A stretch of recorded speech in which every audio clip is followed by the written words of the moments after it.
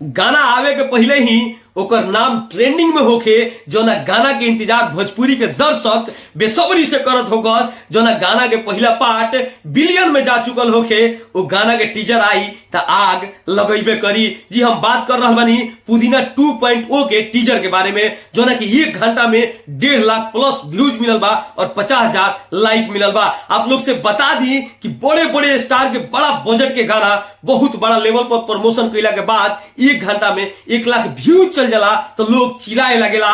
गाना के टीजर इतना ज्यादा आग की तरफ फैल रहा बा कि बढ़िया बढ़िया लोग के आशियाना के जला दी, जो अपना दिमाग में बना के बैठल बा लोग। आप देखो तनी ये टीजर के शुरुआत ही पावर स्टार पवन सिंह के मासूम चेहरा से कई बा, जो ना के देख के मन आपके मोहित हो जाई। बाकी जैसे पुदीना के पहला पार्ट में आपके रवि पंडित के कॉमेडी देखे के मिल रहे, इस गाना में भी आपके रवि पंडित के कॉमेडी देखे के मिली और एक गाना के कॉम्बिनेशन बहुत ही सुपर डुपर बा।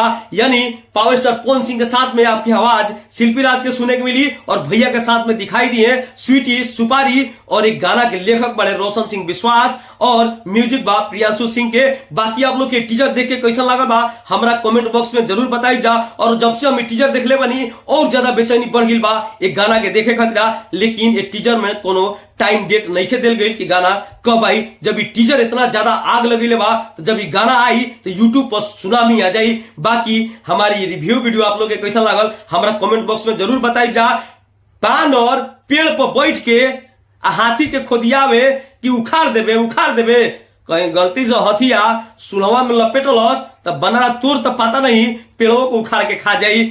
भोजपुरी में कहावत कहाला कि 100 सोनार के 1 लोहार के। बाकी आप लोग समझ गए लोग, ज्यादा हम ना बोलब। अगर बड़का बिहारी के साथ नहीं जुड़ल तो भोजपुरी के बात भोजपुरी में करे वाला भोजपुरी के बेटा के साथ चैनल सब्सक्राइब करके जुड़ जाई जा और वीडियो के ज्यादा से ज्यादा शेयर करी जा कि कुछ लोग के सुलूक जाओ वीडियो देख के।